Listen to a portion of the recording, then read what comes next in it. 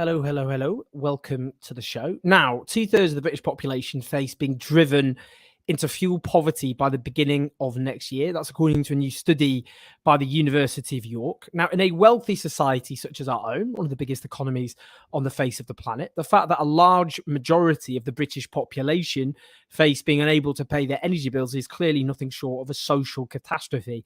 It's the year 2022, and we are talking, as I've said, about the majority of people being unable to pay to pay in exchange for one of the most basic needs we have, to be able to heat our homes and provide, again, one of the most basic utilities that human civilization depends on. Now, real wages have already suffered before the current crisis, the longest squeeze that they've had since the Napoleonic Wars, but now we're looking already at the worst fall on top of that in real wages ever recorded.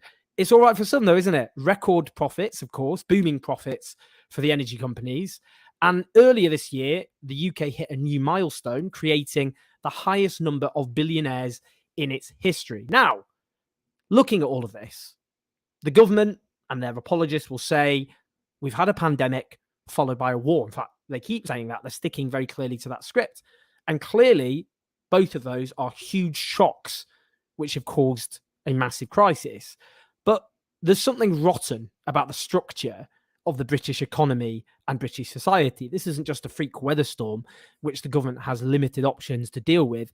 With decisive radical action, then we can avoid a calamity which faces driving large portions, as I've said, of the British population into total and utter disaster. Now, we've got some great guests on today.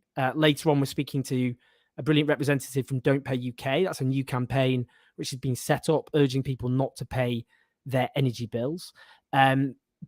Before we start, as ever, do click on the YouTube link if you're watching live and press like. Helps the algorithm. Do subscribe.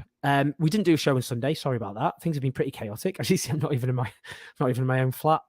But we've got lots of videos coming up with lots of brilliant people, including, of course, looking at the Enough is Enough campaign, which is a new mass movement, particularly being driven by the RMT, the Rail and Maritime Transport Union, and the Communication Workers Union, amongst others, including the left-wing Labour MP Zara Sultana, who we are hoping to be interviewing very soon, as well as, for example, Dave Ward, the General Secretary of the CWU. These are some of the leaders, I suppose, of this new mass resistance, this mass opposition movement, which some would argue is filling a vacuum, which is an absence of leadership. Today, as ever, to support the show, use Super Chats. If you use Super Chats, then I'll thank everyone at the end, but I'll put the questions directly, of course, to the guests. Let's start firstly with Jack Monroe, who I'm also hoping to speak to soon, who is a brilliant campaigner, particularly on the issue of food poverty. And this is her talking about the impact of the current crisis on millions of people. How concerned are you about the current situation, and do you think things are going to get worse before they get better? Good morning to you. Good morning. I think, well, as for how concerned I am, I mean, I hear daily, almost hourly, from people who are absolutely petrified that they are not going to survive this crisis. That's how concerned I am. And although I'm the one that gets the platform and gets to go on the radio shows and gets to talk about this stuff, the reality is people out there on the ground are terrified that they're literally not going to live through the winter. Disabled people who have life-saving equipment that they need electricity to run to keep them alive. You know, things like dialysis machines. All sorts of different bits of equipment. If people cannot afford to turn their plugs on, to turn those pieces of equipment on, the reality is that they will die.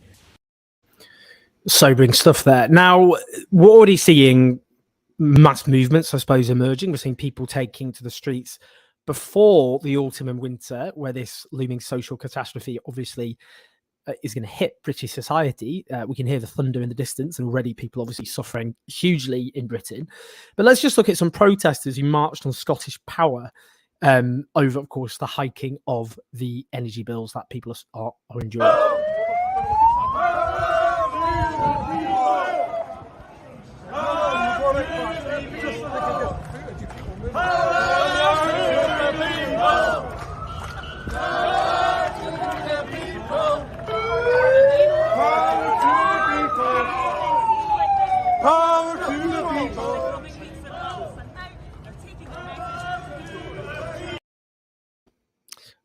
always heartening to see people taking to the streets rather than just yelling at their television screens, which unfortunately is often the case even when social calamity hits us.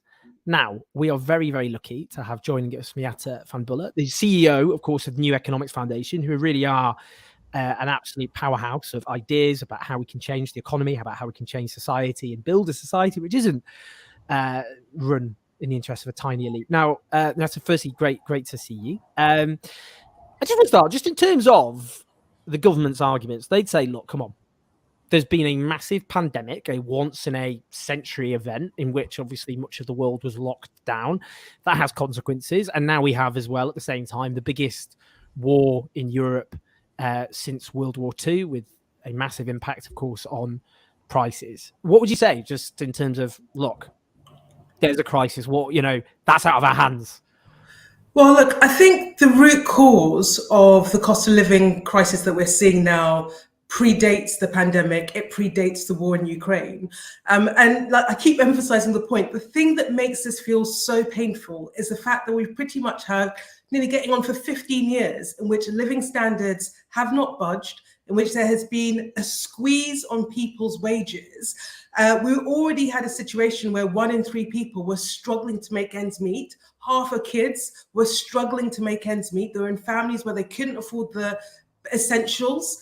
And so you throw in this sort of shock, these massive spiraling prices, and it will feel absolutely catastrophic because people did not and do not have any cushion, any room to maneuver in order to navigate through this. So yes, there have been crises, but the roots of this has been more than 10 years in the making. So in terms of, because, I keep quoting, it's the longest squeeze in wages since the Napoleonic War, the early 19th century. The TEC have often trumpeted that. Before we talk about the current crisis, what would you attribute that? Because actually, I don't know what the latest statistics were, but of the OECD countries, the kind of industrialized countries, I suppose, loosely defined, for a long time, the only country with the longest squeeze in their wages was Greece, other than Britain. Why Britain? Why has Britain, because obviously there was a financial crash which affected the whole world, why did Britain have such a uniquely bad, protracted squeeze in wages? Well, I think it's two things. It's quite interesting because if you look across advanced economies, actually stagnant wages or periods of stagnant wages is a feature across the piece. So you see it in the US, we see it in parts of Europe, and we see it here as well. But Britain feels uniquely bad for 2 reasons. Partly because I think the erosion of protections in our labour market has been far more severe. We smashed unions. If you look at parts of Western Europe, collective bargaining and that social partnership between workers through unions on the one hand and employers is a core part of the way that their economic model works. And we completely dismantled that and dismantled the power of workers in order to negotiate better deals. We also drove through, in parts of our economy, particularly things like retail and hospitality, 0-hour contracts, flexible working, they call it, but where you're essentially paying people very little, giving them very little security in order to do the job at hand. And then you combine that, for me, with the fact that we have massively eroded our social protections. Whether that is the welfare state, whether that is our public services, the things that sit alongside income to ensure that people have decent living standards. And we've had 10 years in which we've just hacked away at that. So there is a trend, and for me, that trend is a function of the fact that I think our economic model is breaking down. That kind of promise that people would be okay if you worked hard in the system, you would do better and your kids would do better than you. That is clearly breaking down. But it feels uniquely painful in this country because we have moved further in terms of hacking away at the power and the capacity of workers to get good wages, combined with the fact that we've absolutely denuded our social protections. So in terms of, before we come on to kind of what happens next, the pandemic and the war in Ukraine, why has that had such a, because that is obviously going to hit, then the question is, how do you respond to that? Rather than treating it as just kind of a natural weather system and just hope it blows over and do nothing in the meanwhile. So why, the pandemic, people might be just completely, perplexed. Why does a pandemic, the unraveling of the pandemic, why has it had such an impact which has collided with the war in Ukraine? Yeah, so I mean, the impact is particularly on prices and price rising, and for two reasons. So, if you imagine during the pandemic, all economies or all major economies across the world shut down. And that means businesses, suppliers, providers shut down. And then we pretty much all opened up around the same time at varying degrees of speed, but we opened up at the same time. So suddenly there was a surge in demand. We wanted things again because the economies were starting to move. And the people who are producing and supplying that stuff were just starting to wake up. We're just starting to rebuild their businesses. We're just starting to produce things. And so you have huge supply chain bottlenecks combined with a surge in demand that has led to kind of rising prices. So price rises were coming anyway. Inflation was coming anyway as a consequence of, if you like, the unraveling of the pandemic. But it probably would have been quite temporary. So, a lot of experts were looking at it and were like, well, this is a short-term blip. We're expecting this to be maybe 6 months to a year. And then you have the war in Ukraine, and that's had a particularly unique impact on two things: energy prices, because Russia controls such a big chunk of gas, and to a lesser extent oil, that's going into Europe. And as the war has disrupted that, but also Russia has, if you like, tightened its supply, that's meant that prices have gone up, which means that countries like us that don't rely on Russian gas, we've been impacted because other countries that do rely on Russian gas are starting to turn to other markets in order to buy. So that's come together at the same time as, Ukraine was called the breadbasket of the world. So a huge amount of grain came out from Ukraine, and that's all been disrupted. So you have all of these things coming together at the worst possible time, driving this increase in prices. But again, I'll go back to the reason why this feels so painful is because there was no resilience in the system. If this sort of shock had happened, let's say in 2005, after the economy had been doing relatively well, living standards were rising, it would be painful, but it would not be catastrophic. It's the fact that we've had this period of pain, and then you get this massive hammer blow, and people just can't absorb it. They cannot withstand it unless the government intervenes. So in terms of the scale of the crisis that obviously is going to hit, now The Guardian splashed today on, this is the report from the University of York, that 2/3 of UK families could be in fuel poverty by January. I mean, it's just astonishing to read that. We're talking, people who are not just on low incomes, we're talking about people in mid incomes, and probably people who feel like they're doing generally okay in life, suddenly plunged into quite a desperate situation by a hike in energy bills that simply most people just cannot afford in any meaningful way. So, I mean, just, there's people in poverty, obviously, in this country. I mean, there's a significant chunk. But, I mean, there's also this kind of people who are always one paycheck away from poverty. So just explain, how do you sum up the scale of the social catastrophe that is going to hit the country? So I'm really worried, and I'm an optimist, so I see things through a pretty rose-tinted lens. I can always see a way through. Our job as an organisation is to try and find pathways to something better, find solutions that will solve a problem. And I'm worried for two reasons. Partly because, as I say, our baseline is so weak. People were already in such a precarious position. And, not just people who are in poverty, where they're, people were already not eating or heating before all of this happened. But, up the income scales, people were struggling to afford the basics. And then you throw this on top of it. If you take a step back, the idea that it's now looking like energy bills alone, and I'll come back to other costs, are about to go up to possibly, we know 4,200 probably by January. Some are projecting it's going to go up to 5,000 plus. And the worst part of it is, it looks like that's going to be sustained for a period. So it's not as if we're going to see, a big increase in prices this winter, and then it eases off. We're looking at this potentially lasting for 18 months, 2 years, 3 years. People literally cannot absorb that. They cannot cope with that, particularly given the precarious position in which they started. So, if there isn't action and if there isn't intervention, and in my head, I'm like, well, we are now in the equivalent of 2008. I think it's actually worse than 2008 because that was quite concentrated within the financial market. It's that level of acting before everything implodes that I think we're now in. And then the double whammy is energy prices, hard to deal with. Businesses aren't protected from this.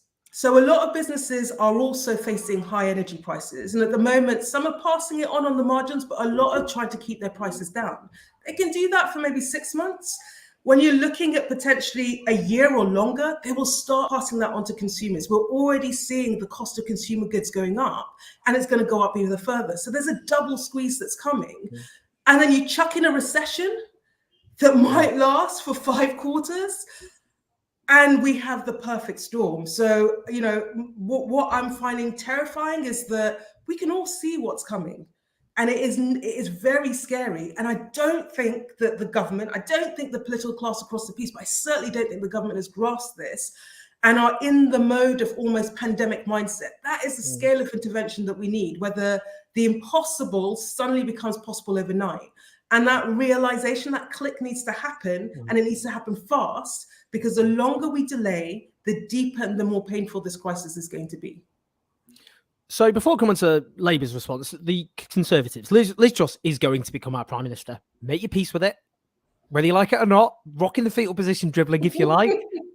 It's going to happen. The Prime Minister of this country is going to be Liz Truss. Move on. So when Liz Truss, again, the new Prime Minister, takes office, what she's going... Her plans that she's put to the Tory membership are to, for example, scrap the national insurance hike, but also she wants to scrap the proposed increase in corporation tax and cut taxes more generally. What do you say to that response to the crisis? That's that's how we'll solve the cost of living crisis as far as she's concerned. I think it's completely delusional. I couldn't think of a worse set of measures in order to try to deal with the problem for 2 reasons. Firstly, the scale, the kind of quantum of response is nowhere near where it needs to be. So if you take something like reversing the national insurance policy, which, you know, to be honest, the government probably shouldn't have done it in the way that it did, that alone will help maybe around the tune of £200 on average, £240 on average, but it disproportionately benefits those who are better off. It does very little for those in the bottom half of the income scale. Corporation tax, the idea that you would cut corporation tax at this time in the hope that that will drive growth is complete nonsense, because we tried that. You know, we had one of the lowest corporation tax rates across Europe, and yet we still suffered from underinvestment and productivity. So all you're doing is taking precious resource out of the system to give the businesses that, quite frankly, don't need it, and it's not necessarily going to drive any change in their behaviors. And so for me, I think she will have to completely recalibrate her response, because if she comes in and has an emergency budget and does that set of things, I think the country will be rioting within months. I genuinely think that. You know, I'm hoping that she comes in. I hope she gets some serious Kool-Aid from her officials that can explain to her the scale of what the country is facing and the scale of what she is facing as Prime Minister. And it will force her to revisit what she's talking about and put forward a set of measures that are commensurate with the scale of the challenge that we're facing. But at the moment, completely delusional, completely divorced from reality. I mean, I have to say, the point you made about rioting there, Salvation Comrades, the pollsters, asked, given the rising cost of living, would rioting on the streets be justified? 18 to 24-year-olds, 49% said yes, 40% said no. Amongst 35 to 44-year-olds, I'm in that group, not young in the classic sense. 41% said justified. In London, 41% justified. That's before it's really hit. So you can already see that's a sign of desperation. It was Martin Luther King who, of course, said that rioting was the cry of the unheard. And lots of people feel unheard, but this is before a winter of calamity. And it just shows how desperate the situation has become. Let's just move just in terms of Labour. Now, Labour's come under a lot of criticism, including from me. I was just going to say, actually, Liz Truss, because you're hoping she'll renege on her leadership promises. Keir Starmer got away with it. But this would be good for us, for the country. So, but you know, it's a trend. So maybe she'll follow it. Let's just in terms of Labour's response. Labour came into a lot of criticism for just being AWOL. But here's Ed Miliband, who I'm personally a fan of, I have to say. He's one of the only shadow cabinet ministers I like. Here's what he said about Labour's plans on Sky News. I've looked at this in a lot of detail over the last few weeks. There is only one viable solution, in my view, to really protect people, to stop 50% of people falling into fuel poverty, and that is what Labour set out yesterday. And we'll dig into the detail of it in just a second, but in terms of the popularity of the policy, I mean, you must be pretty pleased with the fact that, 75% of Conservative voters support extending the price cap for the energy price cap for another 6 months. Yeah, but and you know why this is? It's because people recognise this, that of course the poorest in our society are going to be very badly affected, the worst affected by this. But the scale of this, Neil, is so great that in a country where 40% of people have less than £1,500 worth of savings, where, you know, we're talking about bills that we've never, ever seen before. We can't just say this is about the poorest. And this is the point. And this is the big choice that we face in the country. Are we going to act with decisiveness? And we can pay for this because, you know, we know those oil and gas giants are making billions. I've looked at this in a lot of... No, not playing that again, as much as I like King Ed Miliband's voice. So, yeah, as I've said, so Gordon Brown initially, and a lot of people suggested that actually Gordon Brown previously had been coordinating his responses with Lotto, that's the leader of the opposition's office, but he didn't on his proposed plans because he got too frustrated, some have suggested. But he suggested temporary nationalisation. There's criticism of that. Why temporarily bring energy companies to public ownership when they're loss-making and then wait for them to be profit-making and then sell them off? But nonetheless, Labour didn't commit to that. Instead, what they're doing is throwing huge amounts of money, which will have huge impact. It will reduce people's bills. It'd be churlish not to point out the benefits, given the scale of the calamity. What do you think of that? Because I think, you know, the argument then would be it's not reforming the structure. It's just throwing money at a broken market. As much as that is better than nothing, clearly, because it will stop people being driven into absolute calamity. And the response of Labour's leadership's office against nationalisation is, well, we want to spend every penny just on reducing bills rather than going to shareholders, but they are throwing money. Anyway, what do you think? Yeah, so two things. I think firstly, the scale of the response is right. You know, I think when I saw the proposal, there was a sigh of relief. So I was like, well, they get it. And actually, you are talking about a massive intervention into the energy market and energy system, which is what you need. But there had to be two parts to it. There's got to be a short-term response. There's got to be a long-term response. In terms of short-term response, I actually think you probably do need to freeze prices. And actually, if you look across to what France are doing with EDF, where they've nationalised, essentially before that, there was a big intervention in the market. They are massively cross-subsidising energy. And that's what's going to have to happen. Whether you nationalise or you don't, the state is going to have to come in and it's going to have to cross-subsidise the difference between what it thinks people should pay and what the market is forcing people to pay. Because you're still buying your energy out there from the global market. So short term for me, you've got to freeze those prices. But I don't think that's enough, to be honest with you, because people are still dealing with the fact that we've had a rise since April. But I come back to the secondary effects, all the other cost of living pressures that people are facing. And I think in the short term, you've got to combine some kind of intervention in the energy market with essentially a universal payment, a pretty much universal payment that would go to 80-90% of households to help them with the cost of living in the round. And then you top that up with people for benefits in order to reverse some of the cuts that we've seen in the past and just shore up the safety net. So that's what I do in the short term.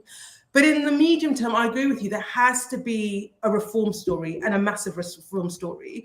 And on the energy market specifically, I think there are several things that we need to do. One is about reducing demand. So, we're calling for a Great Homes Upgrade, a massive national effort to insulate millions of homes incredibly quickly, because that's how we bear down on the cost of bills.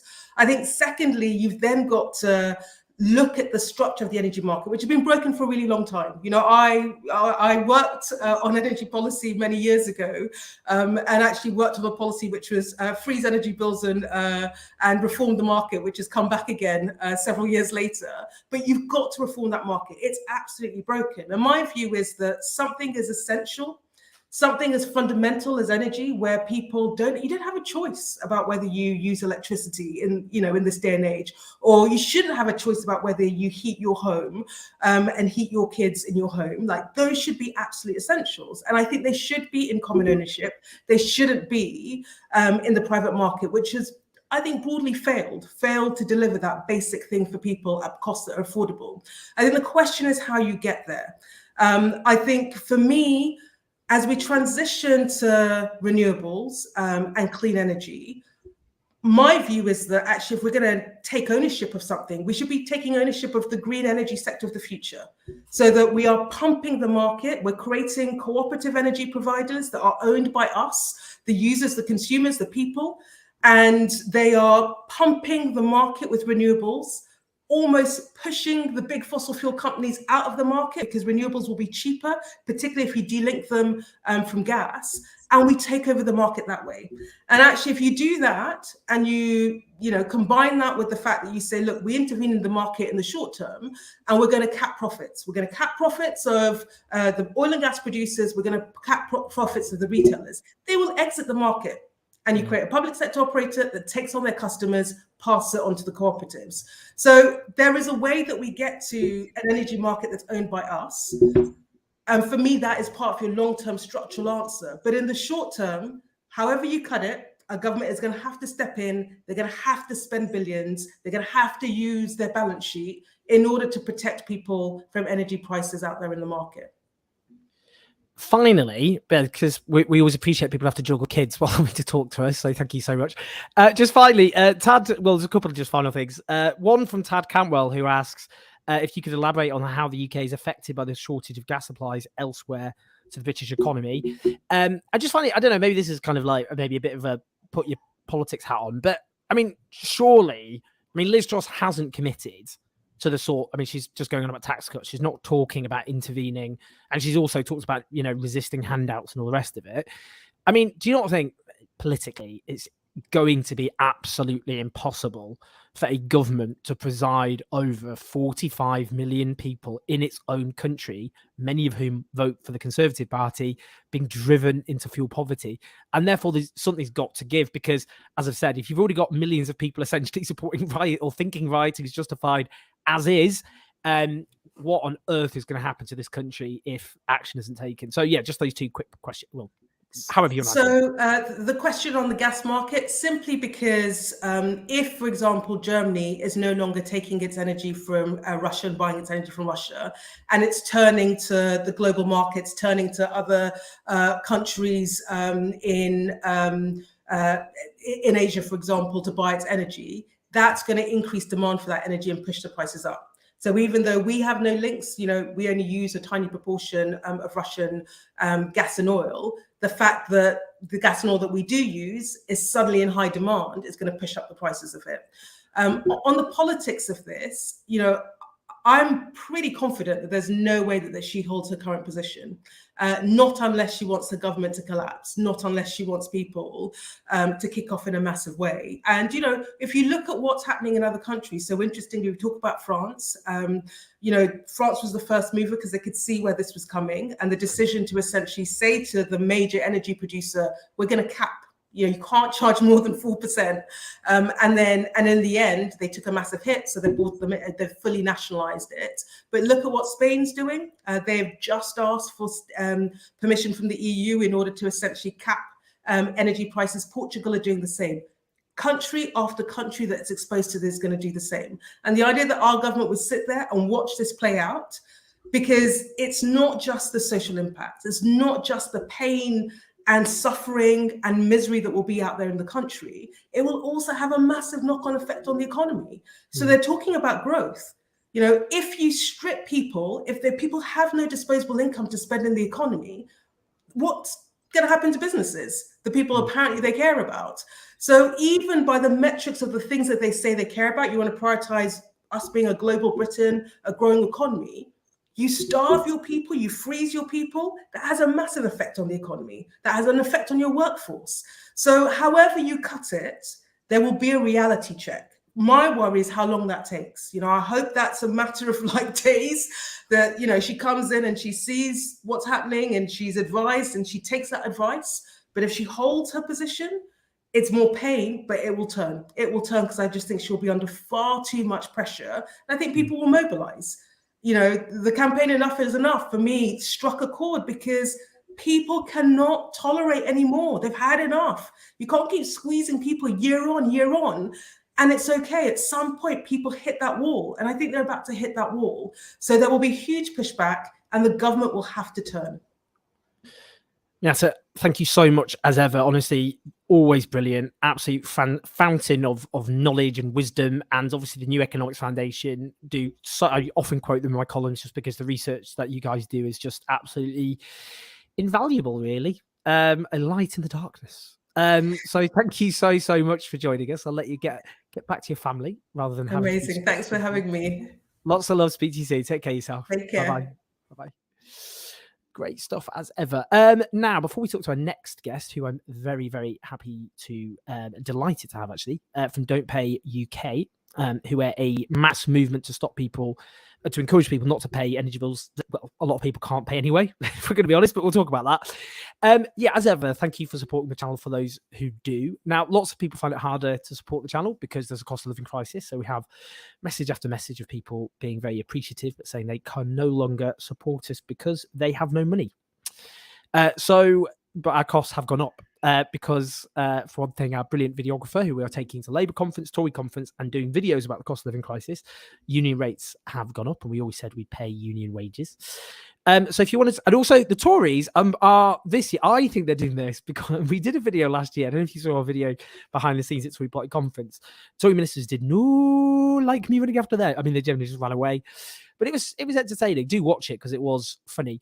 But they've now imposed whopping big costs for people to attend in an attempt to stop us going and people like us who aren't part of major media organizations going. So basically, if you want to support us, if you can and only if you can, like £1 a month or £3 a month, you can do so on patreon.com/OwenJones84. I realize I have not been as active as I should have done. Partly it's the summer, partly life events, which I'm not going to go into.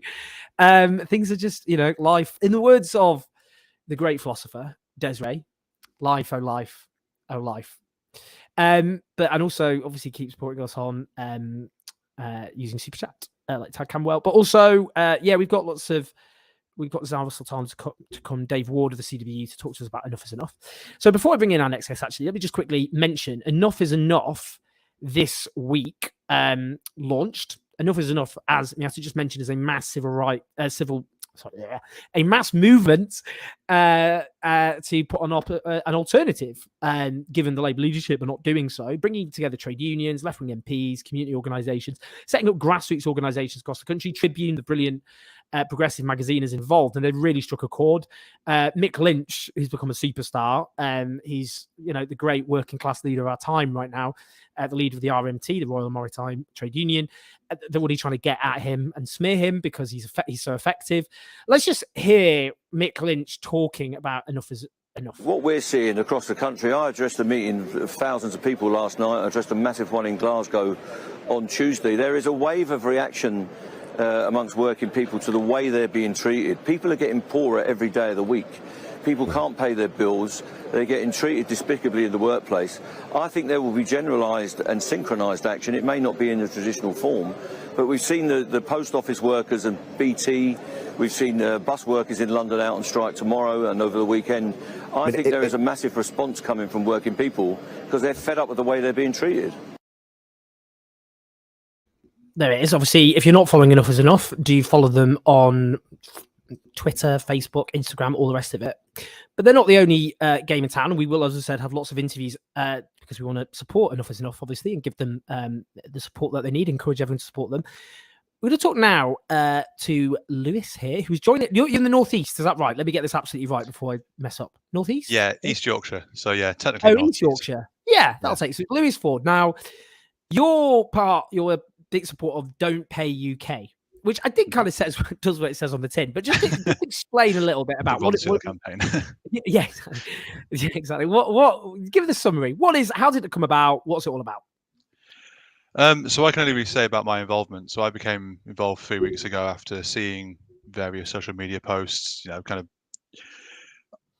seeing it pop up, and the curiosity kind of took me and started following the breadcrumb. Signed up to become a local organizer, and since then it's just kind of grown and grown, and yeah, now I'm here. So a lot of people might be thinking, well, I'd love not to pay my bills, but they can't.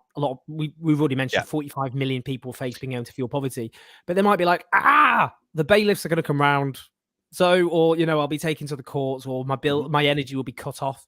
What do you say? What's your kind of feeling on that?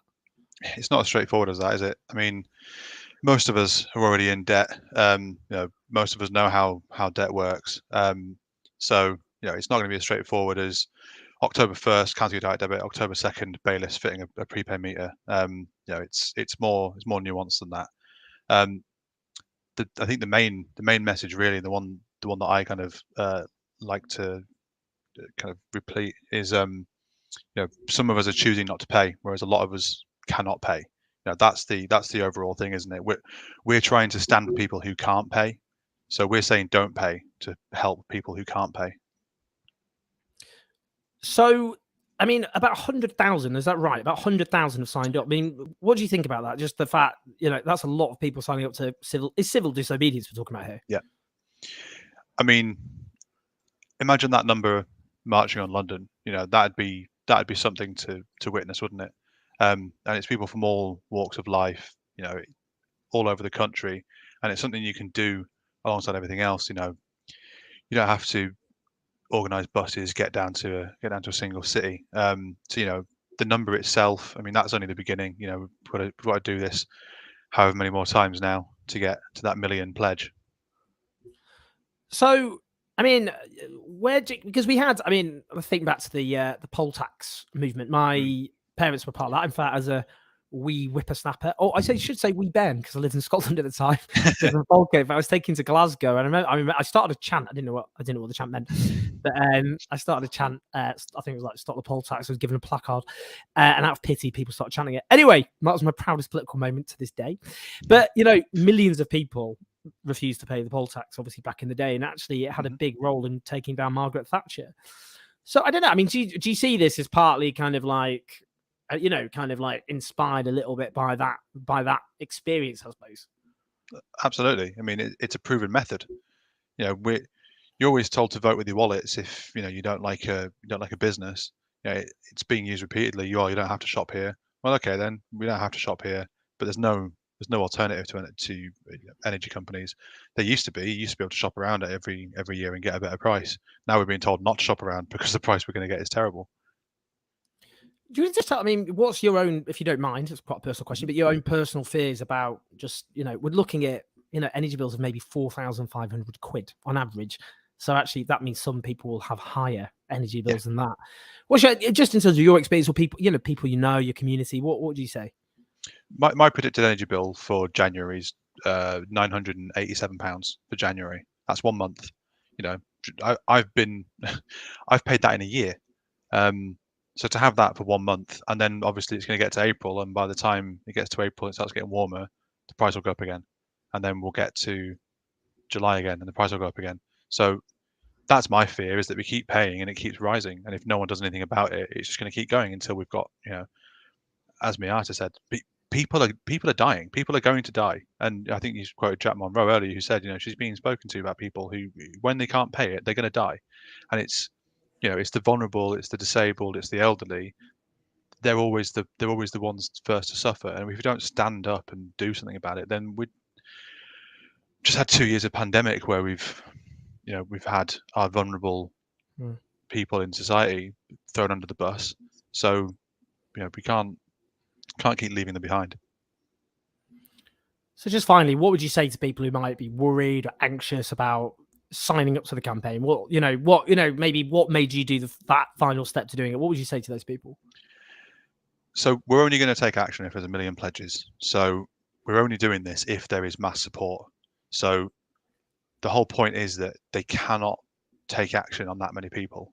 So 1 million people was decided as the minimum number needed in order for this to be effective. So yeah, if you are worried, come and speak to us. If come and get involved. You don't. There might be a situation or a reason why you cannot not pay your bill for whatever reason. But if you get involved, you can encourage other people not to. And at that point, if you can't pledge, if you get 2 people to pledge, there you go. That's your pledge sorted, isn't it? Lewis, really, really appreciate you taking the time to join us. I know you've got your mates coming around, so it's good to just take a little before your nice evening in. Honestly, really, really appreciate it. Don't Pay UK, really important campaign. People I know who I've known for a very long time, are very much centrally involved in the campaign, who I trust. It's such an important campaign. It's from that long tradition of civil disobedience, which won many of our rights and freedoms, and we depend on people like yourself. All the good ones. Yeah. So, Lewis, have a great night, and thanks so much for joining us. Fantastic. Cheers, Owen. Take care, yourself, buddy. Take care. Bye. Take care. Now, shortly, we're going to talk to the brilliant Rivka Brown from Novara Media, of course, good friends of mine. Oh, she's, to be honest, probably about to do it now.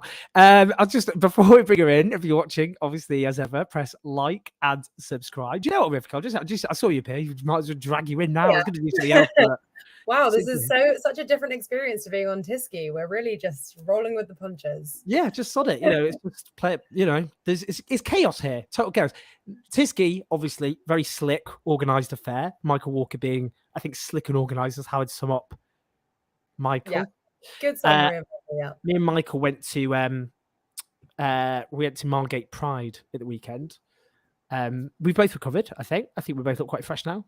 We're doing all right. You're looking really good. You're better than you ever have, Owen. I hear you've got a personal trainer. Oh, all right, Rivka. Do you what? Right, that'll bring in the. Oh, Alan Jones has got. I'm complimenting you. You look wonderful. He's got a personal trainer. I've only do the occasional session. Actually, just to be fair, I don't generally do. I don't know why I'm trying to defend myself. I don't normally do that. I'm pro personal trainer. I just can't afford one. Yeah, well, there we go. But I should emphasize, I only do very, very occasional sessions. It's generally just, unfortunately, as you can see, this is just my own amateurish efforts. Anyway, right, what we're talking about is very, very, very, very important. We're talking about Apsana Begum, who is a Labour MP. She's a proud representative and fighter for her community in East London. She's also a survivor of domestic abuse. Now, earlier this year, she was signed off sick. That did not stop local officers in her party driving through a trigger ballot process, partly overseen by friends of her former husband. Earlier this year, an independent domestic violence advocate working with Refuge, and by the way, I should be clear, I'm quoting here from the brilliant work of Rivka Brown, who's been working on this and has published an article about it yesterday. So, working with Refuge, a domestic violence charity, sent an email marked urgent to Keir Starmer and David Evans, who is the General Secretary of the Labour Party, declaring, I believe what we are seeing in this current trigger process is a further extension of the abuse she has already endured. They did not answer that email. Now, before you ask about this, let's just actually hear from Apsana Begum. This is a speech she did earlier this year. We have to recognise that the establishment hostility presents big challenges for us, of course, and that the lengths that the right wing and the party are prepared to go to defeat the left are frightening, as I know more than most.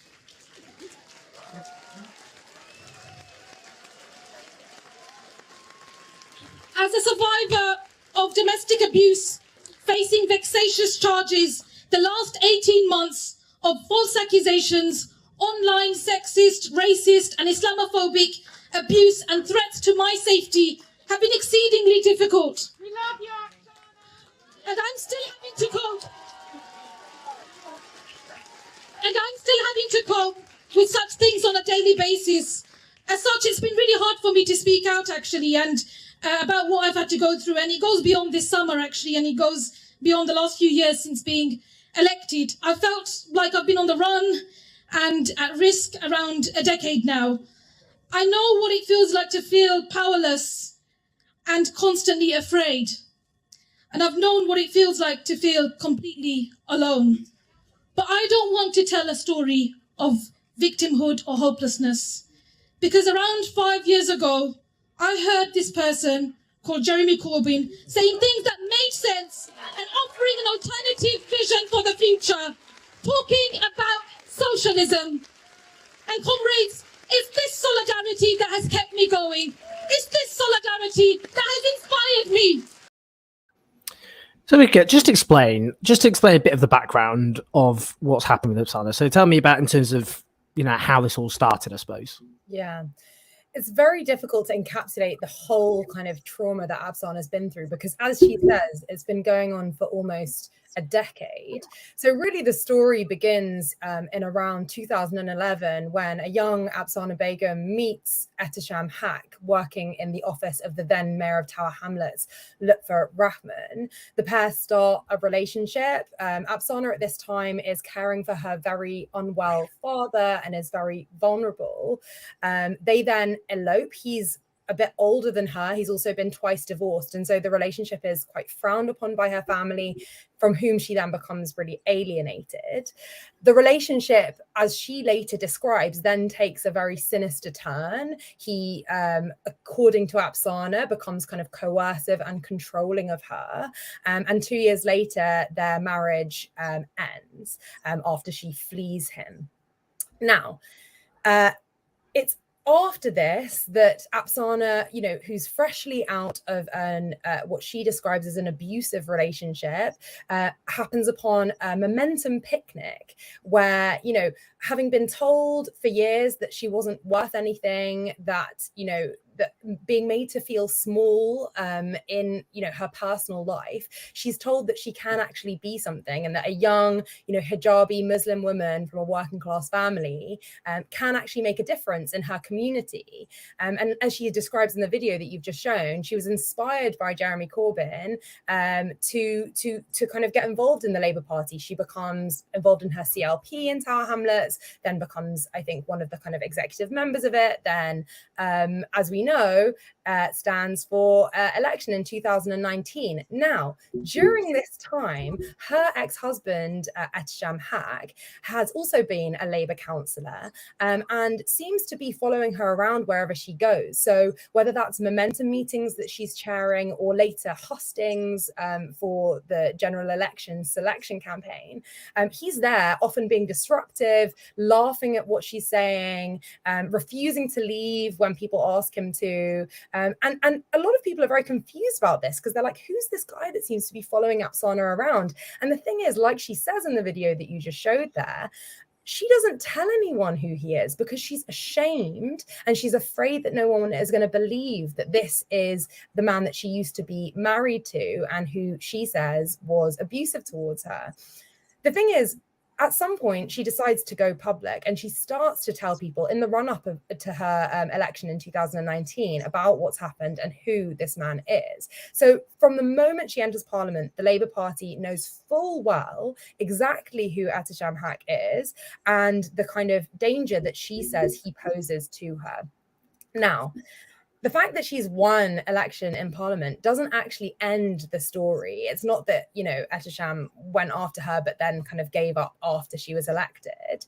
What seems to have happened is that, Ehtisham and people close to Ehtisham were unhappy with her election and have been kind of trying to find ways of removing her. So most notably is the housing fraud claim, which she describes as spurious and was indeed thrown out by a judge in the end, and which was brought by Tower Hamlets Council, which at the time was run by Apsana's ex-husband's friend, the mayor John Biggs, who was Lutfer Rahman's successor. A housing fraud trial was brought against Apsana by Tower Hamlets Council, run by Ehtisham's friends, for costing the council an amount that was greater than Apsana was even said to have defrauded, on the basis of a claim made by her ex-husband's brother-in-law. Now, this is just a maddening, nightmarish situation for any survivor of domestic abuse, but not only for your ex-husband to appear wherever you go, but for his friends to pursue you in the courts, to try and imprison you after you've won office on the basis of their kind of personal and political kind of vendettas against you. Now, all of this is going on in full view of the Labour Party and indeed the public at large. We all saw Apsana Begum be dragged through the courts on the basis of what she describes as a spurious claim brought after a complaint by her ex-husband's brother-in-law. The Labour Party has been begged, whether that's the regional party, the safeguarding team, Keir Starmer, David Evans, to act, and they've repeatedly deferred to process. They've said, yeah, we'll look into it. Sure, I'm sure there's like a form you can fill in. Yeah, that sounds bad. But it's now got to this point where Apsana is facing a trigger ballot, which is, a process, like I say in the article, all MPs undergo where the CLP gets to decide, should we keep our MP or should we put them up for a competitive reselection process?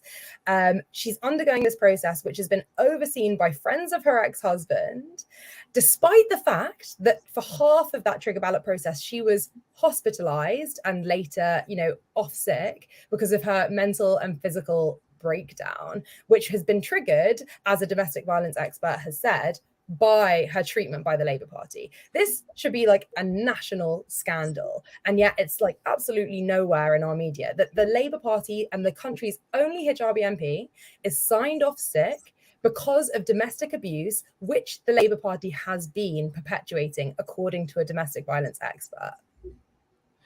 Now, it's notable that when Jeremy Corbyn was leader, Ellie Reeves, another Labour MP, there was this attempt potentially to start a trigger process. The leadership actually intervened, even though Ellie Reeves was not a Corbyn supporter, she's not from the left of the Labour Party at all. But there was outcry and all the rest of it, and they stopped that from happening on the grounds that she was pregnant. Now, this email, which was sent, we're talking about something completely different here. This is just on a different planet, a different scale.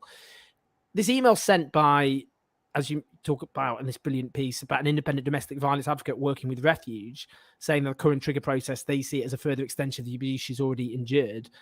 What does it say that there's been no reply, no response to that from Keir Starmer or David Evans, the General Secretary of the Labour Party? I think it sort of tells you everything that you need to know, which is that, the Labour Party will claim that it hasn't done anything.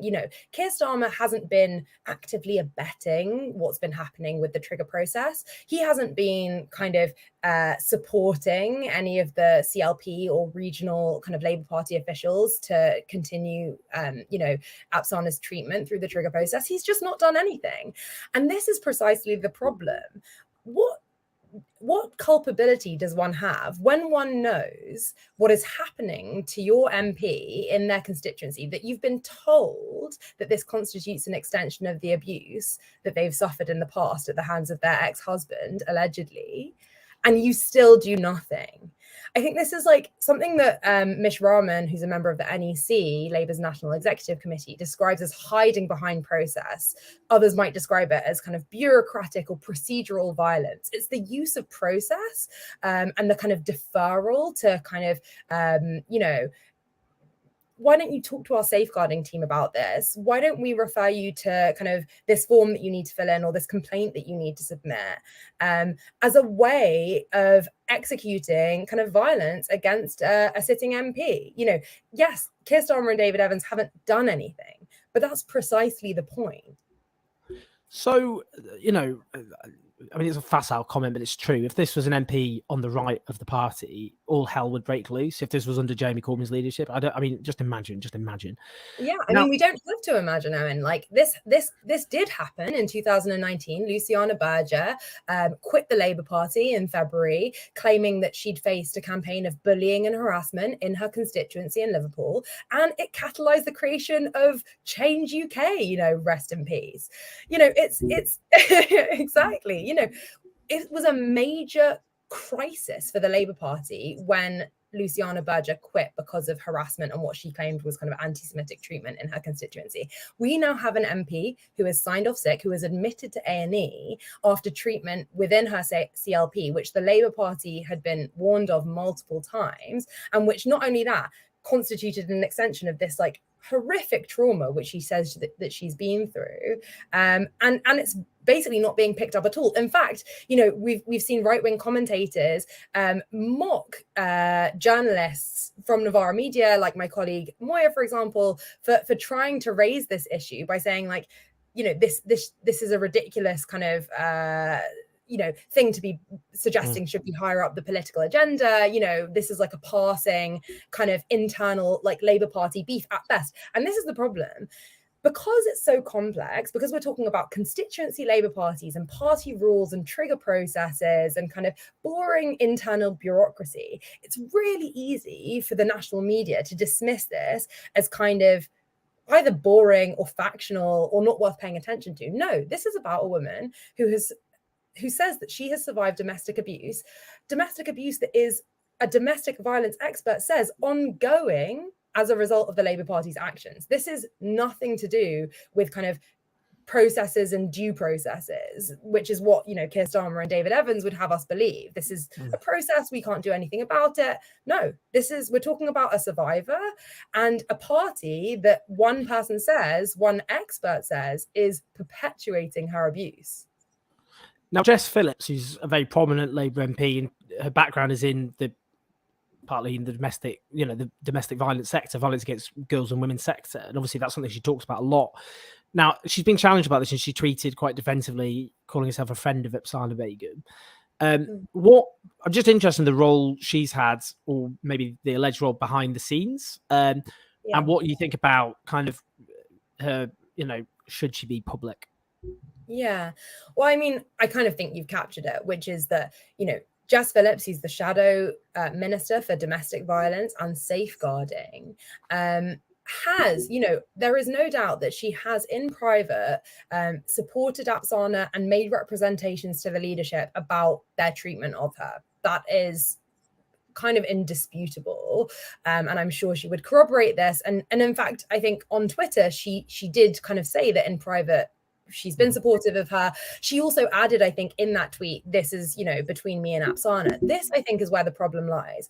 When you have the kind of platform that a shadow minister for domestic violence has, and the, media rounds and the talking, the platform that someone like Jess Phillips has, the question is, do you have a responsibility to use that platform to advocate on behalf of your colleague and to put pressure on the leadership from outside to act? Now, what we have here is essentially the exposure of the factionalism within the Labour Party.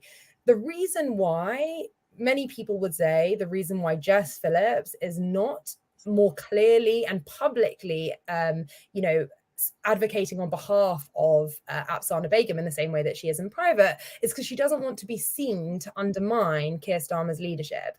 This is obviously more than a factional issue. And this is something that John McDonnell says in his repeated emails to the leadership. This has nothing to do with factionalism. This shouldn't be about what side you're on. Ellie Reeves, I mean, you mentioned that she wasn't a fan of Corbyn. She's the sister of Rachel Reeves. She also was supposed to be facing a trigger ballot process at that time. Members of her constituency party had threatened to trigger her on the basis of her opposition to Chris Williamson's readmission to the Labour Party. So she was basically being threatened with a trigger because she wasn't supporting this, left-wing MP. So she was literally being triggered because she was seen as too right-wing. And yet still, Corbyn intervened on her behalf, not because she was sick, not because she was even on maternity leave at that point. She was 22 weeks pregnant, I believe, literally just because she was pregnant and because he felt, it was the right and compassionate thing to do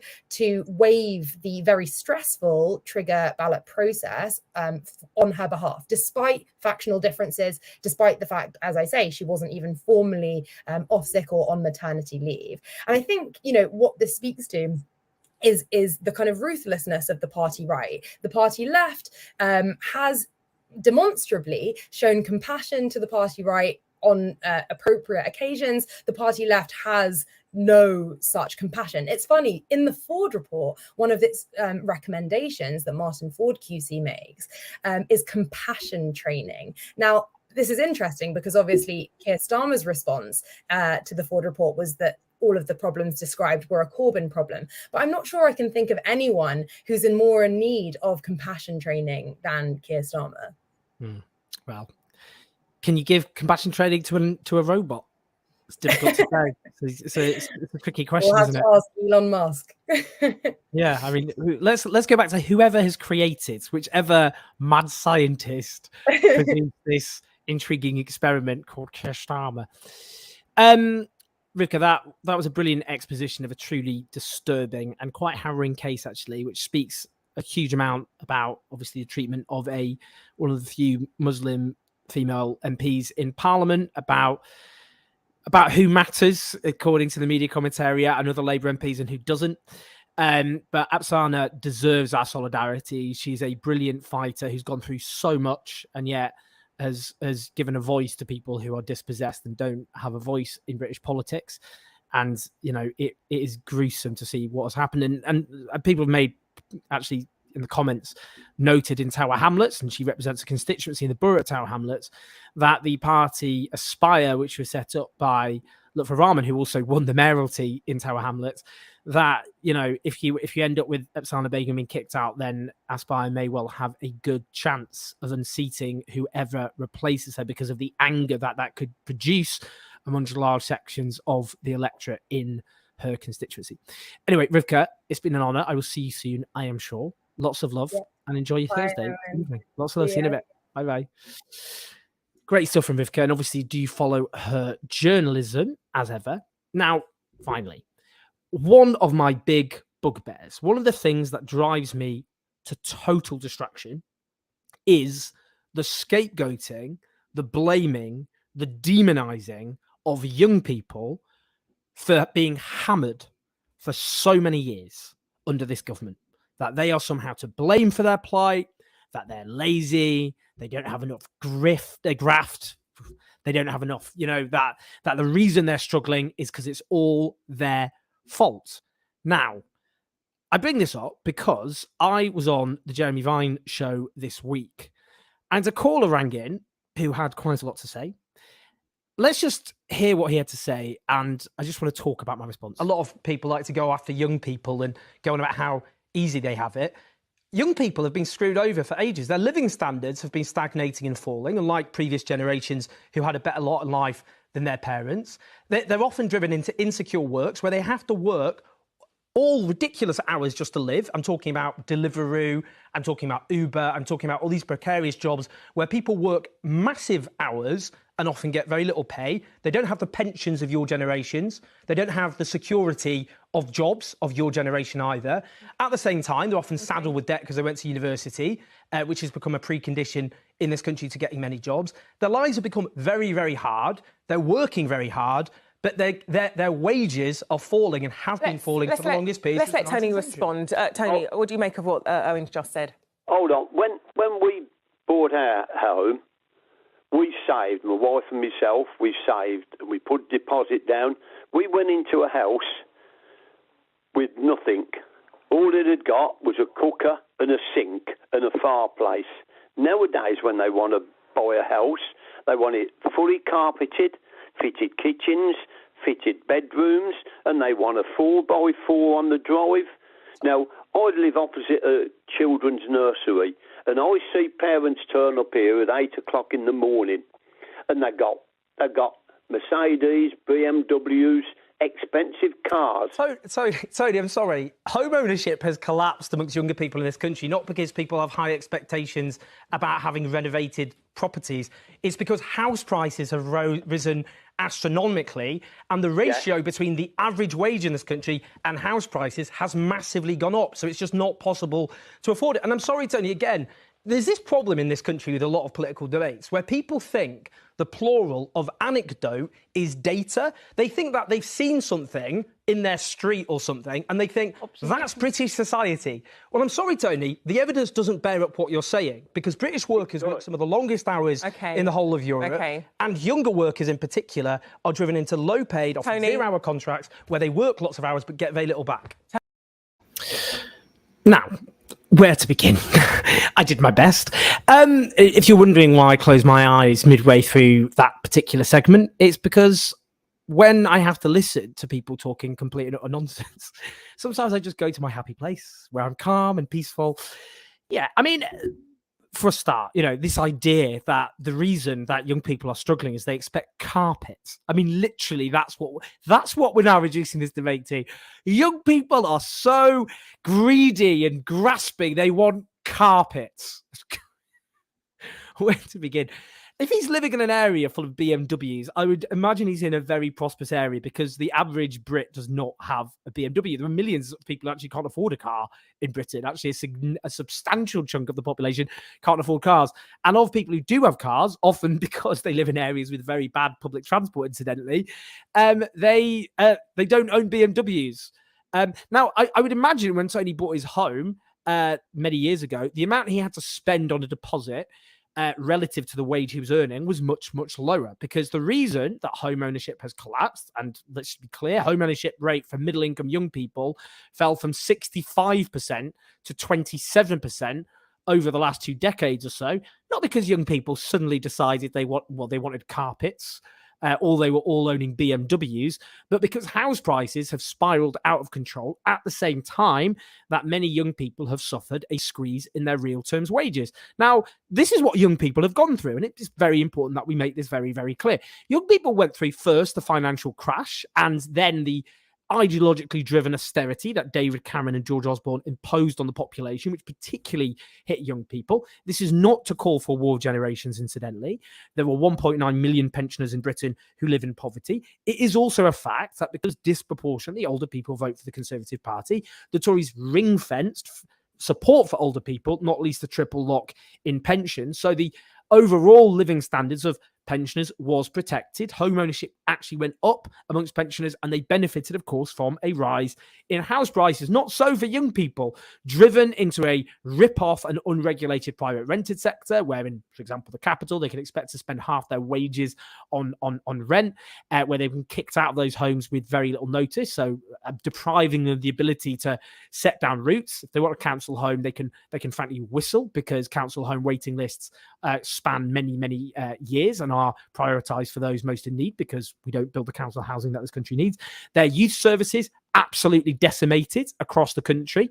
Their wages have disproportionately, of course, stagnated and fallen compared to even the rest of the British population. The welfare state that many of them depend on, including in-work benefits, topping up the low wages that many young people have.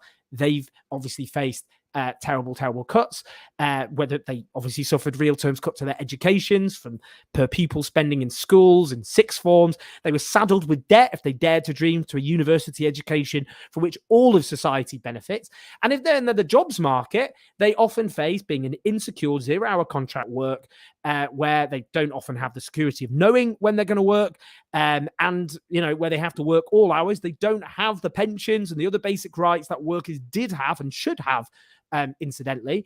All of these are huge calamities that young people have suffered. And then you had the pandemic, when young people rightly formed a cordon sanitaire amongst older people. Yes, of course, young people are at risk, for example, of long COVID. I know younger people who've had long COVID, but it is obviously a fact. Statistically, they were very unlikely to die of COVID. The vast majority of the 180,000 or so people who have died of COVID, many of them avoidably, of course, are older people who younger people did their best to protect. But then younger people then often suffer terrible consequences, like being locked in university campuses, paying huge amounts of money for their university degrees, and yet not getting a proper university experience.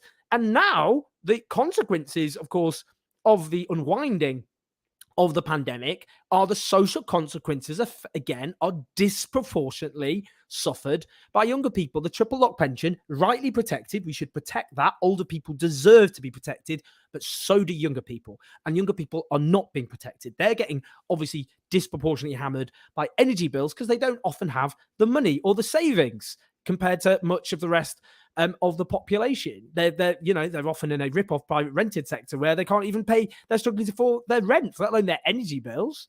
And the work that they often is available to them, while they're also indebted, of course, because of their university education, or half of them are. The half who go to university. All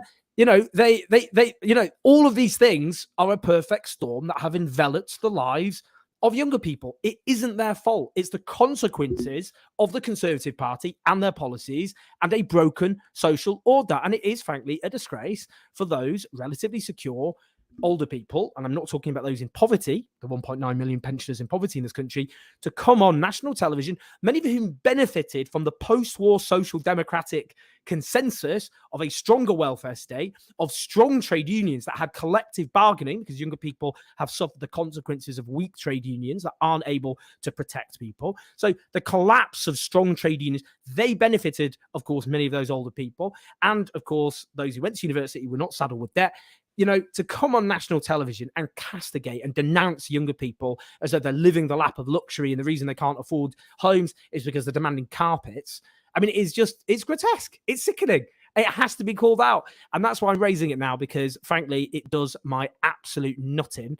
And, you know, the idea that those who don't understand how well they've got it, in the case of that particular caller, you know, thumbing their nose up at younger people who have really actually sacrificed a lot for older generations and have suffered consequences. You know, it used to be the case that if you were young, you would expect, as a birthright in this country, a better lot in life than your parents had.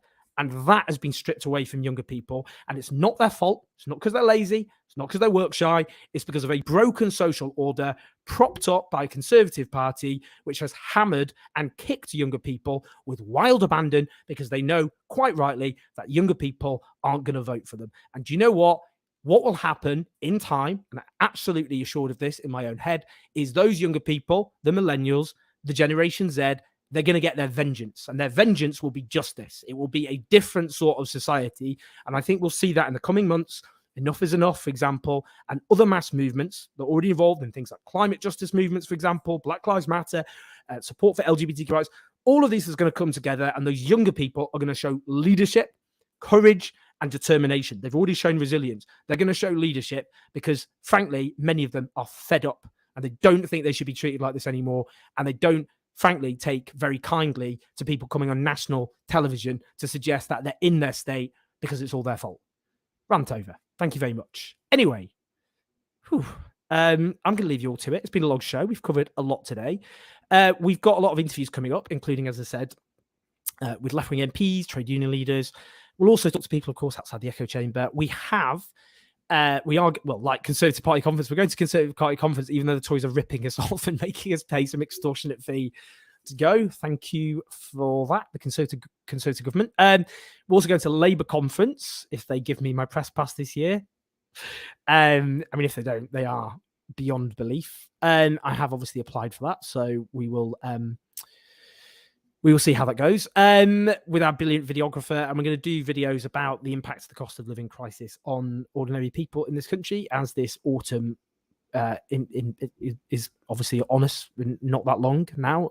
It is still warm, but it will start to get colder. And the impact that will have on people. So do support us if you can at patreon.com/OwenJones84. It's not millionaires supporting us for obvious reasons. You keep the show on the road. You keep the videos on YouTube, on Facebook, as well as our clips, as well as our podcasts. You keep all of that going, and we've got all these videos to come. As I said, I've not been active for various personal reasons, but I will sort all that out. Everything will be fine. And so I will... we're doing a show. We are doing a show this weekend. It will either be Saturday or Sunday. So just give me a heads up. We'll work it out. I think that's it. Do press like. Oh, subscribe. Oh God, actually, hello. I need to say thanks to the. I made a note, but I should have done this properly. Thank you to Anne Hayfield, Plum Duff, Tad Campwell as ever, for your support on Super Chat during the show. As I said, hit like, hit subscribe. Leave comments. Great to have comments. I read all the comments on YouTube, including the ones slagging me off. You know, just for my own personal mental well-being. It's nice to know how awful I am. But thank you, everybody, and I will speak to you all soon. Lots of love.